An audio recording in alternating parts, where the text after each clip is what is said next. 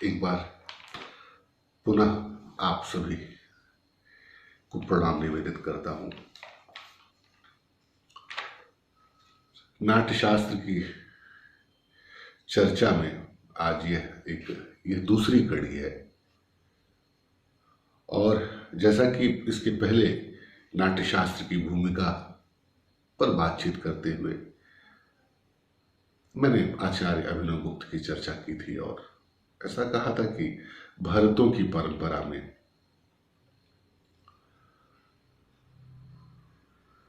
सबसे महत्वपूर्ण जो अभी हाल फिलहाल में जिनको हम समझ सकते हैं कि कोई व्यक्ति थे, कोई महापुरुष थे, तो वो आचार्य अभिनव गुप्त थे।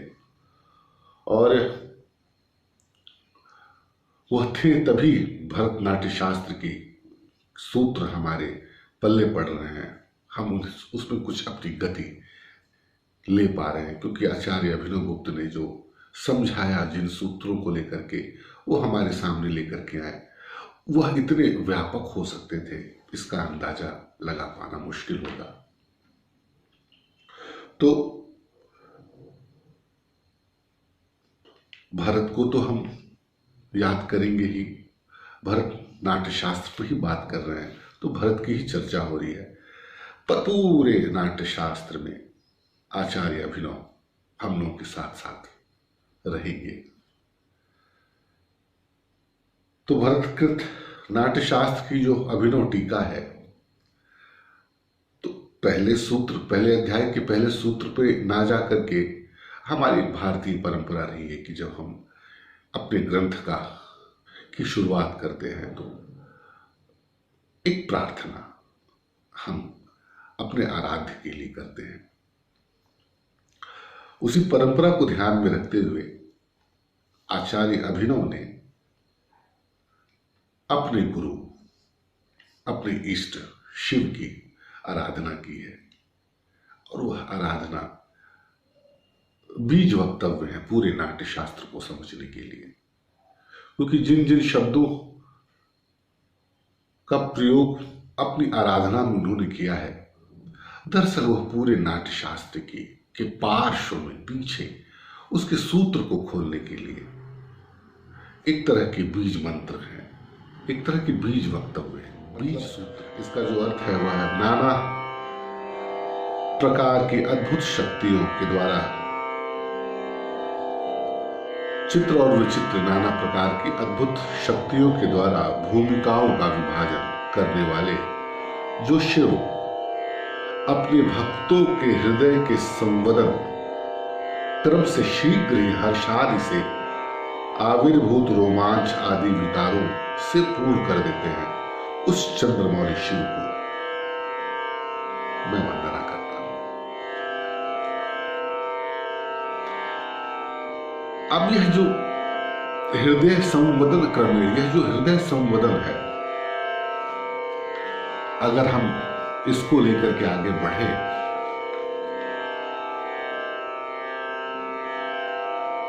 तो बहुत सारी बातें हमें समझ में आएंगी कि यह जो हृदय संवदन है वह क्या है।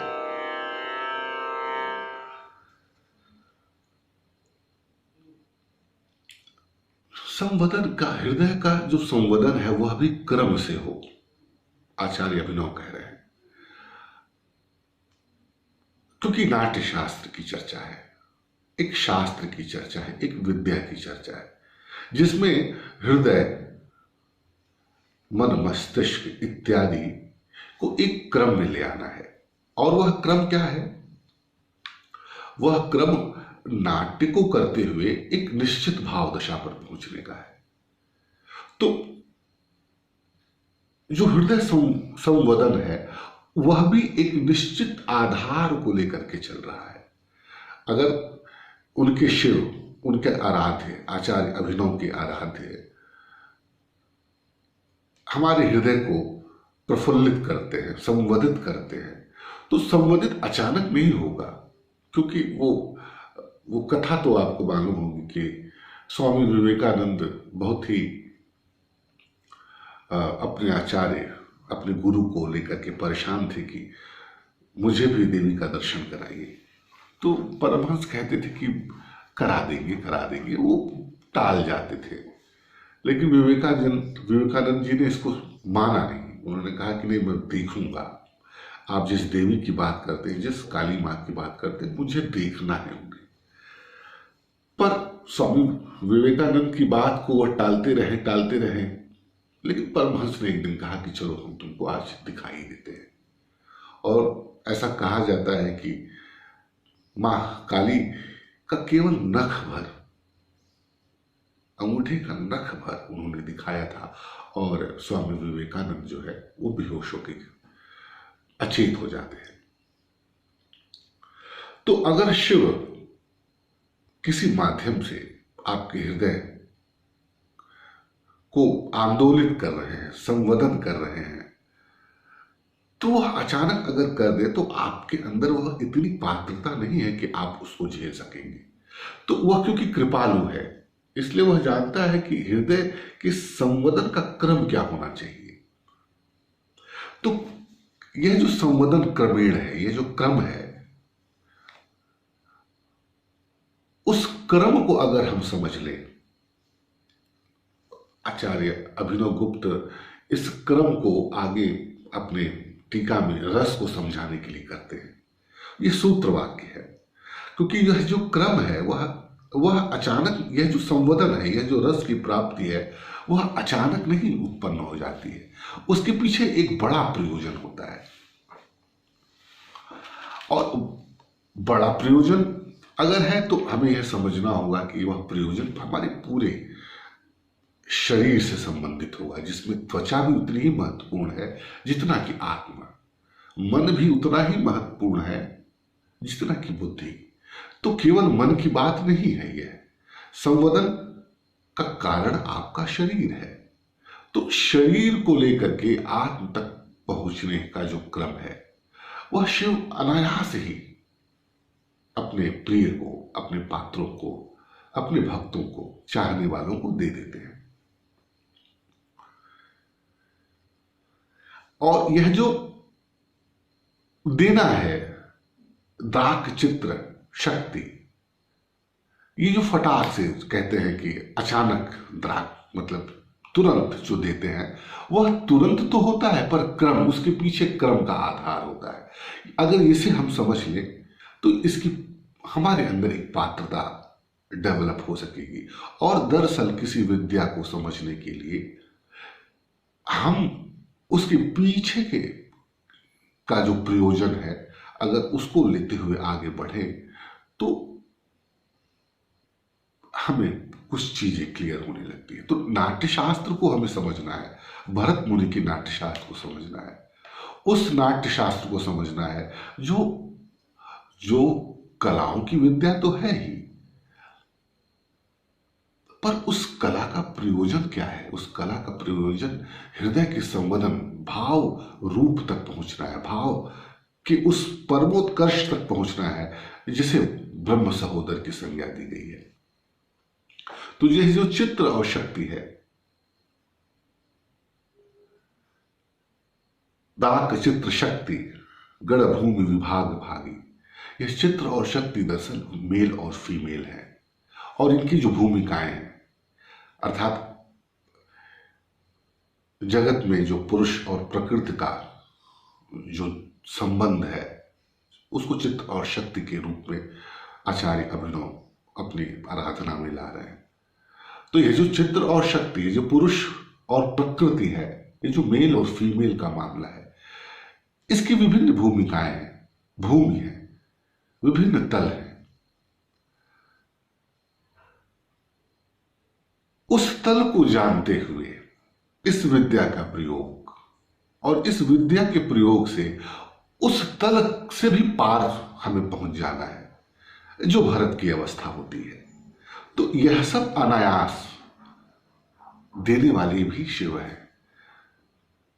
और अगर कोई व्यक्ति नाट्य की इन बारीकियों को, नाट्य की इस विद्या को थोड़ा बहुत भी समझ पा रहा है, तो वह संवेदन के कर्म के आधार से अब उसको कृपा ईश्वर की मिलने लगी है।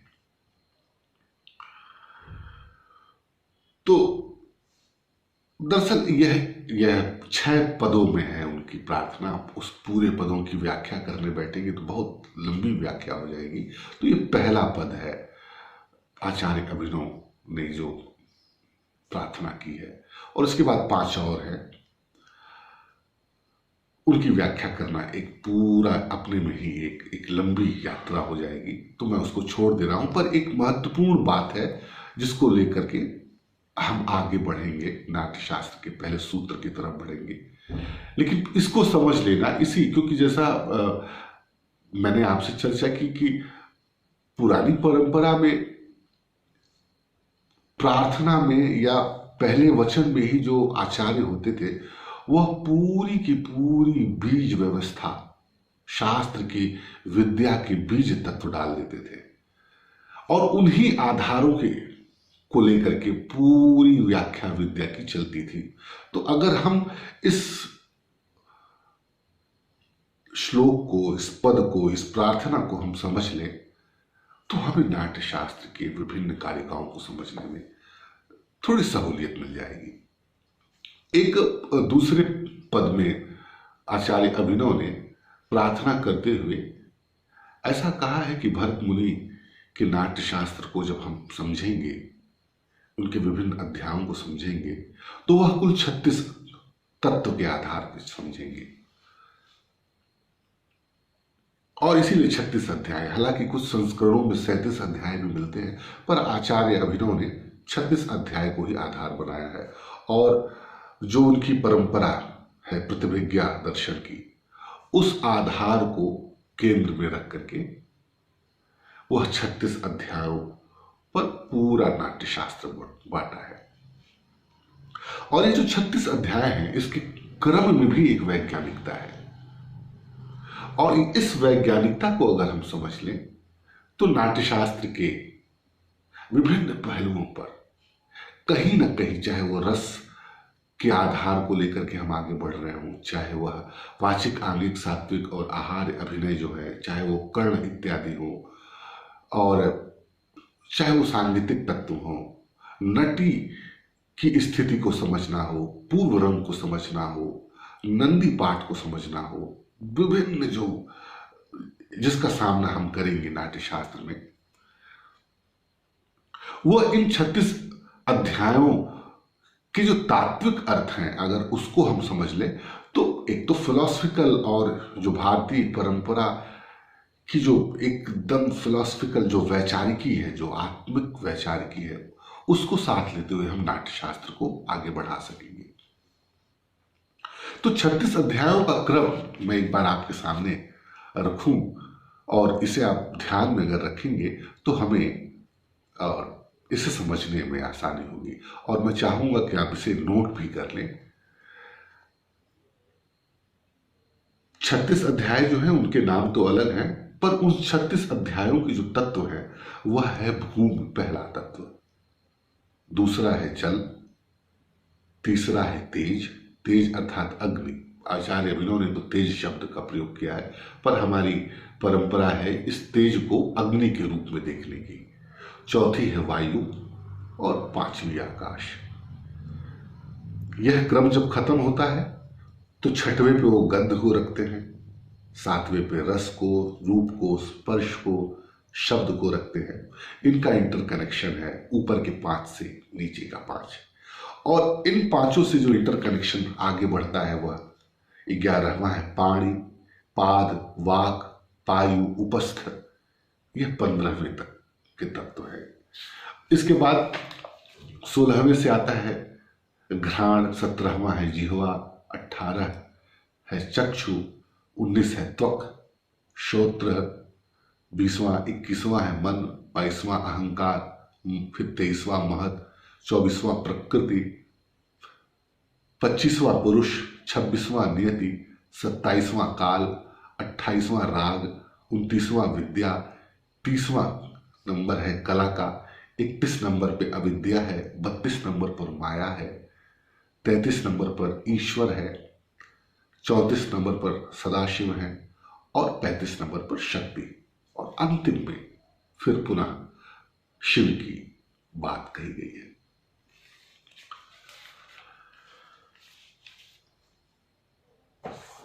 यह 36 चीजों को अगर हम थोड़े इसके तात्विक विश्लेषण को समझते चले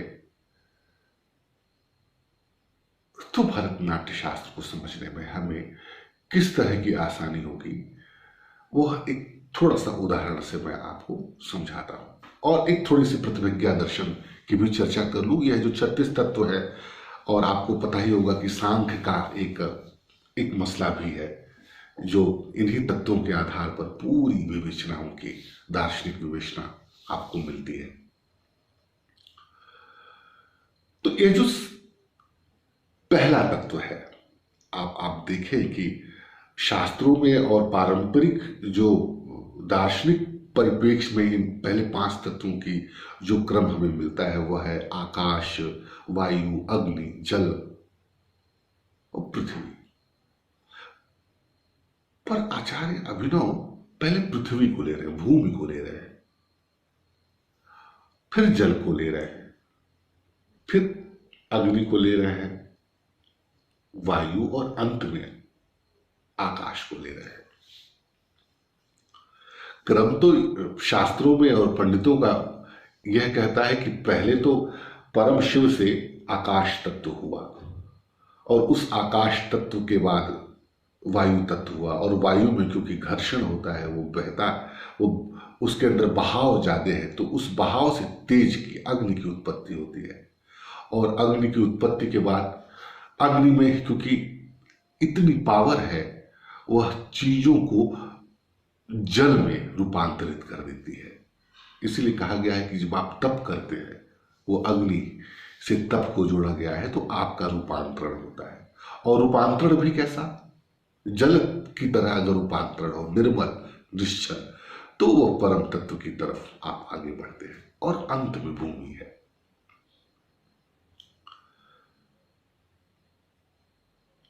अब यहां केवल दार्शनिक मामला नहीं है, नाट्यशास्त्र को समझना है तो केवल दार्शनिक मामला नहीं है, केवल तात्विक मामला नहीं है,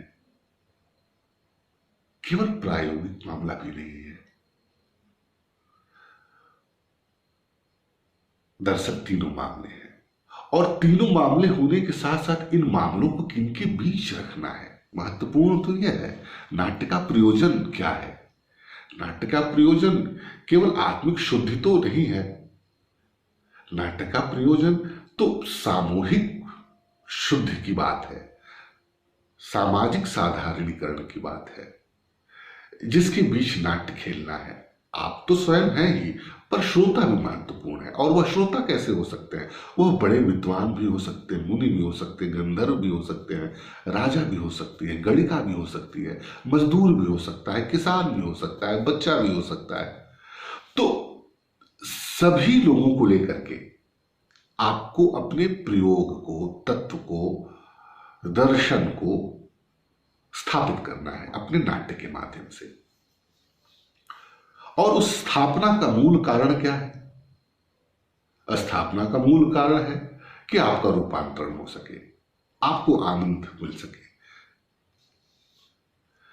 तो भूमि, भूमि से शुरू करते हैं आचार्य अभिनव। और जैसा कि आपको ज्ञात ही है कि अपने पहले ही प्रार्थना में वो भूमिकाओं की चर्चा करते हैं। और कौन सी भूमिका है? स्त्री और पुरुष की भूमिकाओं को समझाने का जो संवादन है, जो कर्म है, वह शिव अनायास ही अपने भक्तों को देते हैं।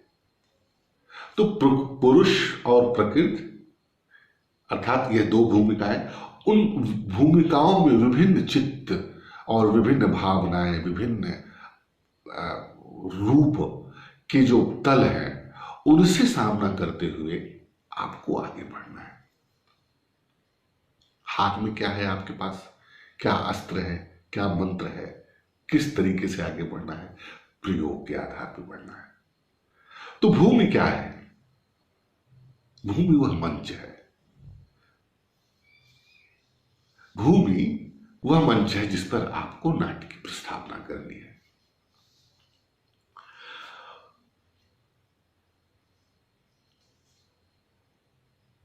आपको जानकर हैरानी होगी कि तांत्रिकों के बीच ध्यान ध्यान और तंत्र के लोगों के बीच में एक एक अवरोही ध्यान की पद्धति अपनाई जाती है। वह अवरोही ध्यान की पद्धति अगर आप समझ ले तो प्रतिभिज्ञा दर्शन और प्रतिभिज्ञा तंत्र को समझने में आपको आसानी होगी। वह यह होता है कि प्रत्यक्ष से अभी से पीछे जाने की प्रक्रिया अपनाई जाती है, पीछे से आगे आने की प्रक्रिया नहीं अपनाई जाती। मतलब जो भूमि है, जिस भूमि तल पर, जिस भूमिका में आप खड़े हैं, जो भी भूमिका है आपकी, श्रोता की भूमिका है, निर्देशक की भूमिका है, अभिनेता की भूमिका है, जो भी भूमिका इस वक्त जगत में आपको प्राप्त है, उससे आप पीछे के क्रम में आगे बढ़िए। प्रतिभिज्ञा दर्शन को आप समझे। जैसे कि अभी आप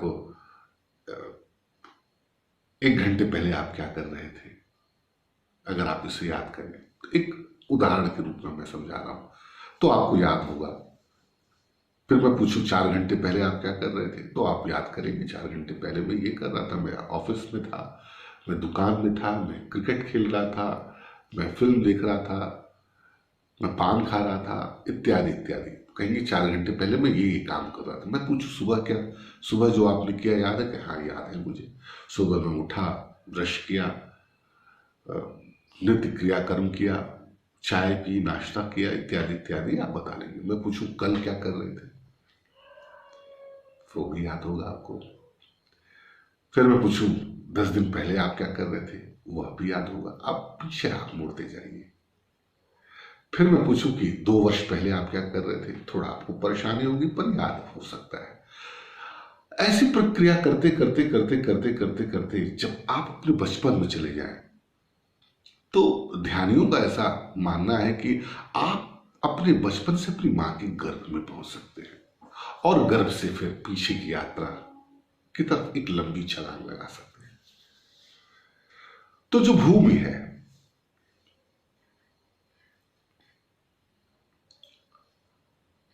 वह भूमि क्या है, अगर इसे हम समझ लें तो पीछे की यात्रा, प्रतिभिज्ञा करने का उपाय, करने का तरीका, करने का प्रयोजन, करने का अर्थ, उसका तात्विक अर्थ आपको समझ में आ जाएगा। और अगर आप ये जो भूमि है उसको आप अगर भारतीय वाङ्मय में खोजने जाएं कि आपके शरीर में भूमि का स्थान कहां बताया गया है, तो आपको बहुत हैरानी होगी कि ये जो भूमि है ये आपके होठ हैं। बड़ा सुंदर ही क्रम है और उसका भी बड़ा ही वैज्ञानिक अर्थ है। आप देखिए कि नाट्यशास्त्र में वाचिक, आंगिक, सात्विक और आहार्य 4 तरह के प्रयोजन हैं, 4 तरह के प्रकार हैं जिनको लेकर के नाटक आगे बढ़ता है। तो सबसे ज्यादा महत्वपूर्ण अगर नाट्य में किसी चीज को माना जाता है तो वह वाचिक क्रिया को माना जाता है। और जैसा कि भारतीय आर्ष परंपरा में जो होठ है उसको पृथ्वी तत्व माना गया है, इसी तरह जीभ को जल तत्व माना गया है, दांत को तेज तत्व, अग्नि तत्व माना गया है, और तालू को मुझे जहां तक याद आ रहा है वायु तत्व, और ये जो कंठ है, ये जो कंठ है उसे आकाश तत्व कहा गया है। मतलब यह जो वाचिक की पूरी स्थिति है उसमें वायु, जल, अग्नि, आकाश इत्यादि सब कुछ आ जाते हैं। तो नाटक जो आपको समझना है या नाटक जो आपको करना है, जो वाचिक प्रक्रिया है, वह भूमि से ही शुरू होती है। वो भूमि आपके होठ हैं। और आप सामान्य तौर पर देखें भी कि जो कम्युनिकेशन है, जीवन से जुड़ने का जो सबसे प्रबल कम्युनिकेशन है वह आपके होठ ही है। होठ है, जिह्वा है, कंठ है, इत्यादि इत्यादि। तो अपने शरीर को अगर आप मंच मानते हैं, मंच मतलब जहां पर नाटक खेला जाना है, तो आपके होंठ क्या होंगे?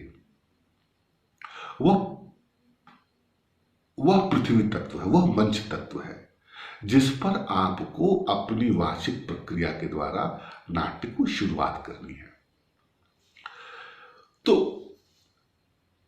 इसी तरह जो अग्नि तत्व है और जो वायु तत्व है, जो जल तत्व है इत्यादि का उपयोग अगर हम नाट्य के संदर्भ में समझ लें,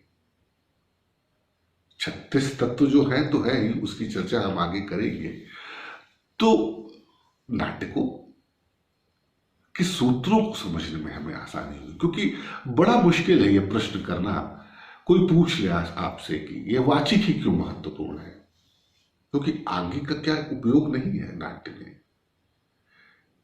क्या आहार्य का उपयोग नहीं है, ये जो वस्त्र विन्यास है इत्यादि इत्यादि है, तो हम वाचिक को ही क्यों महत्वपूर्ण माने?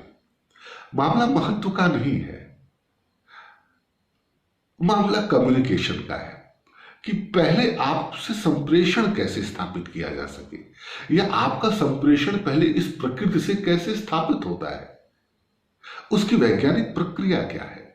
और अगर वैज्ञानिक प्रक्रिया को हम समझ लें तो वाचिक, आंगिक, सात्विक और आहार्य के विभिन्न जो जो जो विभेद है, भेद है जिससे नाट्य खुलता है, उसकी तरफ हम आगे बढ़ सकेंगे। मैं समझता हूं कि ये वीडियो लंबी हो जाएगी और फिर इसे पुनः हम इस पे YouTube पे डालना एक मुश्किल काम हो जाएगा। तो आगे हम आगे की वीडियो में 36 तत्वों पर बात करके, और मैं चाहूंगा कि उसकी मतलब बहुत व्याख्या उसकी ना करूं क्योंकि बड़ी लंबी बात हो जाएगी, सीधे नाट्य शास्त्र में हम प्रवेश करें, पर बीच बीच में इन तत्वों के बारे में हम आपसे चर्चा करते रहेंगे। तो अगले वीडियो में हम 36 तत्वों की चर्चा करने के बाद प्रथम अध्याय के प्रथम श्लोक से हम नाट्य शास्त्र की शुरुआत करेंगे। मैं समझता हूं कि इतनी बातें आपको अच्छी लगेगी। इसमें अगर कोई शंका हो, अगर आपको लगता है कि हाँ कुछ गलत हो रही है बातें, तो उसे मुझे आप मैसेज कर सकते हैं मेरे YouTube पर। मैं भरसक कोशिश करूंगा कि उसका जवाब वीडियो में दूं। आज के लिए इतना ही। सादर प्रणाम।